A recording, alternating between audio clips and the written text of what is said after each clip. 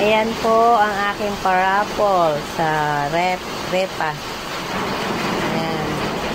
Dalawang sakong bigas na tigpa 5 kilos na buko pandan. At ito po yung mga grocery niya. Ayan. Macaroni, potato blanca, pancit canton, beef.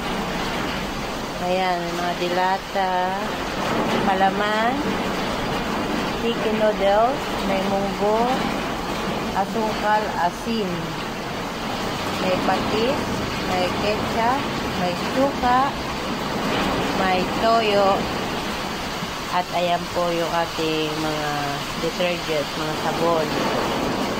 Ayan. Ayan po, lahat ang mapapanalunan ng mananalo sa ating parapol.